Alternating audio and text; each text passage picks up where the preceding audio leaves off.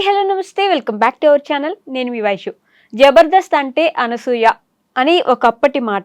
ఇప్పుడు జబర్దస్త్లో అనసూయ గారు లేకపోగా ఎందుకు వెళ్ళిపోయారు అనే దాని మీద చాలా ప్రశ్నలే వచ్చాయి.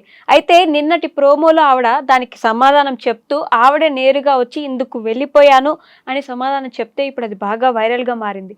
నిజంగానే అదే కారణమా? అసలు జబర్దస్త్ అనసూయ గారు ఎందుకు వదిలేసిపోయారు? దానివల్ల అంటే వెనక నిజంగా ఈ డబుల్ మీనింగ్ డైలాగులను ఇబ్బంది పెడుతున్నారా? ఈ విషయం గురించి మాట్లాడడానికి ఈరోజు నాతో పాటు సోషల్ యాక్టివిస్ట్ కృష్ణకుమారి గారు ఉన్నారు. మేడంతో మాట్లాడదాం. Hello ma'am. హలో, నమస్తే. బాగున్నారా? సో అనసూయ గారు ఒకప్పుడు నిజంగానే జబర్దస్త్ అంటే అనసూయ గారి కోసం చూసేవాళ్ళు కూడా ఉండేవారు. ఆ డ్రెస్ కోసమో లేకపోతే ఆవిడ డ్యాన్స్ కోసమో ఉండేవాళ్ళు. ఇప్పుడు ఆవిడే ఇట్లా నేను ఇందుకు వెళ్ళిపోయాను అని చెప్పారు. దాంట్లో ఎంతవరకు నిజాలు ఉన్నాయనుకోవచ్చు మ్యామ్? 100% వాస్తవాలే అవి. ఓకే. ఇప్పుడు ఆమె ఏమి నష్టపోయింది ఏమీ లేదు. జబర్దస్త్ వల్ల మంచి ఫేమే వచ్చింది ఆవిడకి, మంచి మార్కెట్ కూడా వచ్చింది. సార్ సినిమాలు వచ్చాయి, సినిమాలను తలదన్నిన షోలు వచ్చినాయి. ఒక షోలో అయితే ఏకంగా ఆవిడ శేఖర్ మాస్టర్తో కలిసి ఆయన బ్లేజర్ ఇప్పితే ఈవిడ కూడా బ్లేజర్ ఇప్పి, అలాగే పిల్లలు చూసే షోలు ఇవి ఇళ్లలో. అయితే ఆమె వేసుకున్న డ్రెస్సు చాలా అర్ధనగ్నంగా, చాలా అంటే చాలా హాట్ డ్రెస్సులు వేసుకొని ఆ షోలు చేసింది. మరి నేను ఇలా ఉండటం మా వారికి ఇష్టం. వెళ్ళి సీషోర్లో వాళ్ళ హస్బెండ్ ఆవిడ వాళ్ళ ప్రైవేటు సీన్లను కూడా ఆవిడ ఓపెన్గా పెట్టింది. ఇదంతా ఎందుకు పెడుతున్నారు సోషల్ మీడియాలో? సింపుల్గా ఫేమ్ కోసం. ఒక ప్రత్యేకంగా ఆమె ఒకటి ఉంది, ఛానల్ ఉంది, దాన్ని ఫాలో అవుతున్నారు లక్షల మంది, లైకులు కొడుతున్నారు, డబ్బులు వస్తాయి, ఏం ఫేమ్ అవుతుంది. పైగా ఏంటి, ఇండైరెక్ట్ గా ఒక మెసేజ్ ఏమిస్తారంటే వీళ్ళు మేము ఏ పాత్రకైనా మేము సిద్ధంగా ఉన్నాము అని వాళ్ళ సంసిద్ధతని తెలియజేస్తారు. ఓకే. అంటే ఇప్పుడు మామూలుగా ఒకప్పుడు ఆడిషన్స్కి వచ్చిన తర్వాత కమిట్మెంట్ అడిగేవాడు. అవును. అయితే ఇప్పుడు ఏం నడుస్తుంది అంటే అప్లికేషన్ పెట్టేటప్పుడే వెనకమాల మేము ఏ కమిట్మెంట్కైనా రెడీ అని రాసిచ్చే వాళ్ళు కూడా వస్తున్నారు. అంటే నేను రాసిచ్చిన వాళ్ళని తప్పనట్లేదండి. ఇలా ఉంటేనే, మీరు ఇలా ఉంటేనే మీకు ఛాన్సులు ఉంటాయి అని వాళ్ళు ఎవరైతే చెప్తున్నారు. చెప్పకనే చెప్తున్నారు. ఇదంతా ఈ సినిమా ఇండస్ట్రీ కావచ్చు, సోషల్ మీడియా కావచ్చు, ఏదైనా సరే మొత్తం టీవీ ఇండస్ట్రీ కావచ్చు, సినిమా ఇండస్ట్రీ కావచ్చు, మొత్తం మేల్ డామినేటెడ్గా ఉంది. అక్కడ నిర్మాతలందరూ మగవాళ్ళు. వాళ్ళ దాహానికి వీళ్ళు బలి కావాల్సిందే. కమిట్మెంట్ల పేరుతోటి లేకపోతే ఇంకోటి వేషాలని,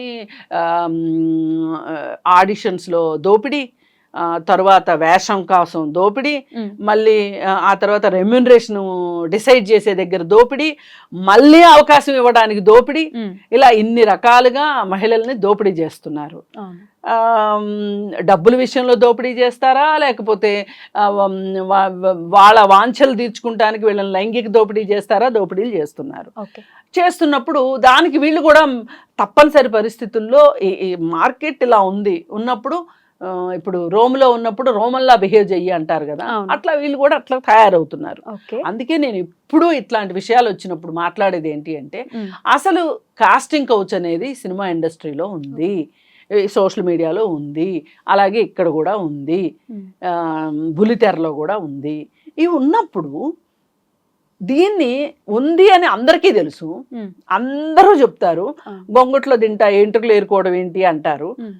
కానీ వద్దు అని కానీ దీన్ని కనీసం తగ్గించడానికైనా కానీ ఎవ్వరూ ప్రయత్నం చేయరు. ఎవరైనా ప్రయత్నం చేస్తే వాళ్ళకి ఏవో తాటాకులు కట్టి పక్కకు పంపిస్తారు. ఇప్పుడు ఈ జబర్దస్త్ విషయానికి వస్తే, ఇది అంటే అనసూయని విడిగా చూడడము, జబర్దస్త్ షోని విడిగా చూడడము, ఇండస్ట్రీ మొత్తాన్ని విడిగా చూడాలని లేదు నాకు. ఇవన్నీ ఒకే దారంలో పూసలు, ఇవన్నీ ఒకే దారానికి గుచ్చిన పూసలు ఇవన్నీ. అయితే హైపర్ ఆదికి కళ్ళెం వేయాల్సిన అవసరం ఉందా లేదా అనేది ఎవరు ఆలోచించాలి? ఫస్ట్గా మేనేజ్మెంట్ ఆలోచించాలి. మేనేజ్మెంట్కి చెవులు కళ్ళు ఏమి పని చేయట్లేదా? నోరు పని చేయట్లేదా? మీరు చూస్తున్నారు, వింటున్నారు, వేరే వాళ్ళని మాట్లాడనిస్తున్నారు, ఇలానే మాట్లాడండి అని స్క్రిప్ట్ ఇస్తున్నారు. డబుల్ మీనింగ్ డబుల్ మీనింగ్ డైలాగులు. అసలు ఆ మగవాళ్ళకి చీరలు కట్టి ట్రాన్స్జెండర్ వేషాలు వేసి చేయాల్సిన అవసరం ఏంటండి? పాపం ట్రాన్స్జెండర్లు ఎంతో బాధపడుతున్నారు ఈ విషయంలో. ఈ విషయం గురించి మాలాంటి వాళ్ళు ఎంత ఫైట్ చేసినా సరే జబర్దస్త్ను మట్టుకు ఆపలేకపోయాం. ఓకే. ఇప్పుడు మళ్ళీ ఏదో ఒక కొత్త వేషం వేసుకుని రావాలనే ఉద్దేశంలోనే జబర్దస్త్ ఉంది అనేది అర్థమవుతుంది. ఓకే. శ్రీదేవి డ్రామా అంటే జబర్దస్త్ ఒక్కటేనే కాదు, శ్రీదేవి డ్రామా కంపెనీ కావచ్చు, ఇంకోటి కావచ్చు, ఇవన్నీ ఈ డబుల్ మీనింగ్ డైలాగులు ఎక్కడి దాకా వెళ్ళినాయి అంటే, ఒకప్పుడు అన్నపూర్ణ గారు అని సీనియర్ యాక్టర్, సాక్షాత్తు ఆవిడ కూడా అసలు ఆవిడ మీద చాలా గౌరవం ఉండేది. ఆవిడ కూడా డబుల్ మీనింగ్ డైలాగులు మాట్లాడాల్సిన స్క్రిప్ట్ ఇచ్చి ఆ స్క్రిప్ట్ ప్రకారం చదవాలి. ఇట్లా చదివితేనే ఉంటుంది వేషం. వీళ్ళకేమో ఒకసారి రంగు వేసుకున్న తర్వాత ఇంక వీళ్ళు రంగు వేసుకోకుండా ఉండలేరు. కరెక్ట్. అది ఒక పిచ్చిలాగా అయిపోతుంది వాళ్ళకి. సరే ఏదో ఒకటి వెయ్యాలి, అవసరం ఉన్నా లేకపోయినా అసలు మార్కెట్లో ఉండాలి, ఉంటేనే కదా మనం నలుగురికి మనం మార్కెట్లో ఉన్నామనేది తెలుస్తుంది. అంటే వేషాల కోసం. ఇప్పుడు డబుల్ మీనింగ్ డైలాగులు ఒక్క ఈవిడనే హర్ట్ చేసినాయి అనే దానికన్నా మీ మీద ఎవరో వేస్తేనే మీకు అంత హర్టింగ్గా ఉంటే మీరు ఇంకెవరి మీదో వేస్తారు. ఇవన్నీ ప్రేక్షకులు వింటారు. అసలు ఈ షోనే అంత దరిద్రంగా ఉంది, ఈ షోనే కరెక్ట్ కాదు అని చెప్పి మీరు ఎడంకాలతో తన్నెళ్తే బాగుండేది. కానీ మీరు అలా చేయలేదు. బయటికి వెళ్ళి మీకు నచ్చినట్టు చేశారు. అసలు ఇంకా అంతకంటే ఎక్కువ ఎక్స్పోజింగ్ అన్నీ చేస్తూ ఉన్నారు. అందుకని ఇలా మీరు ఇంకొకళ్ళని అనేంత పరిస్థితి లేదమ్మా, సీన్ లేదు మీకు అనసూయ గారు. అందుకని ఇవన్నీ కాసేపు పక్కన పెట్టి, కాశీ మజిలీ కథలన్నీ పక్కన పెట్టేసేసి, ఏదో ఇక్కడ అందరూ బాగాలేదు, నేను ఒక్కదాన్నే ఐఆమ్ పర్ఫెక్ట్ అన్నట్లు లేదు. కానీ మరి ఈ పరిస్థితులు మారాలా వద్దా? మారాలి కదా. మారాలంటే ఇప్పుడు కాస్టింగ్ కౌచ్ గురించి వీటి గురించి ఒక కమిటీ కావాలి అని చెప్పి, ఒక పాష్ కమిటీ కావాలని అడిగాము. అంటే ఏంటి అంటే, పని ప్రదేశాల్లో లైంగిక వేధింపుల నిరోధక చట్టం రిఫ్లెక్ట్ కావాలి 10 చోట. ఇది ఇప్పుడు మన స్టూడియో ఉంది, ఇట్లాంటి చోట కూడా ఉండాలి. ఒక ఇంటర్నల్ కంప్లైంట్ కమిటీ ఉండాలి. ఇంటర్నల్ కంప్లైంట్ కమిటీ ఉంటే ఎవరి వల్ల ఎవరు ఇబ్బంది పడ్డా ఆ కమిటీకి వెళ్ళి కంప్లైంట్ చేసుకోవచ్చు. అప్పుడు కూర్చుని ఆ కమిటీలో ఉన్న వాళ్ళు కూర్చుని మాట్లాడి మొదటిసారి వార్నింగ్ ఇచ్చి తర్వాత ఇంకా మళ్ళీ చేస్తే ఆఫీస్ నుంచి తీసేయడం, ఇట్లాంటివి చేస్తూ ఉంటారు. ఇప్పుడు అవి ఈ ఇంటర్నల్ కంప్లైంట్స్ కమిటీలు సినిమా ఇండస్ట్రీలో వెయ్యమని ఎప్పటి నుంచో చెప్తున్నాం. వెయ్యట్లే.